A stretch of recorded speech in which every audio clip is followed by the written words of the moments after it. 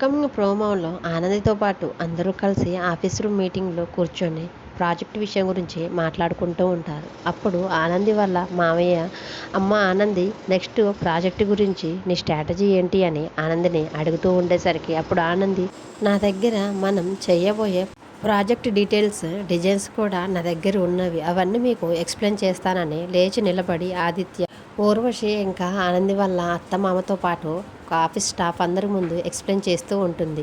మనం మన డిజైన్స్ తోటి మార్కెట్లోకి ఎలా వెళ్ళబోతున్నాం, మన డిజైన్స్ జడ్జెస్ నచ్చే విధంగా ఎలా ఆ డిజైన్స్ని క్రియేట్ చేయబోతున్నామని ఒక్కొక్కటిగా అందరి ముందు చెప్తూ ఉండేసరికి ఆనంది చెప్తున్న ప్రాజెక్ట్ డీటెయిల్స్ గురించి అందరూ ఆసక్తిగా వింటూ ఉంటారు. తర్వాత ఆనంది, ఇంకా మన ప్రాజెక్ట్ స్టాండర్డ్స్ని మనం ఎలా కాపాడబోతున్నామో, మనం ఎటుకూడి ఏ విధంగా అయినా సరే మన ప్రాజెక్ట్ గురించి మనం నష్టపోకూడదు, అలాగే మనం ఇబ్బంది పడకూడదు అని ఆనంది అందరి ముందు ఎక్స్ప్లెయిన్ చేస్తూ ఉండేసరికి తనకు ఒక్కసారిగా కళ్ళు తిరిగినట్టు, ప్రాజెక్ట్ గురించి మాట్లాడలేక కళ్ళు తిరిగినట్టు ఇబ్బంది పడుతుంటే అప్పుడే పక్కనే ఉన్న ఊర్వశి లేచి వెంటనే కళ్ళు తిరుగుతున్న ఆనందిని జాగ్రత్తగా తన సీట్లో కూర్చోబెడుతుంది.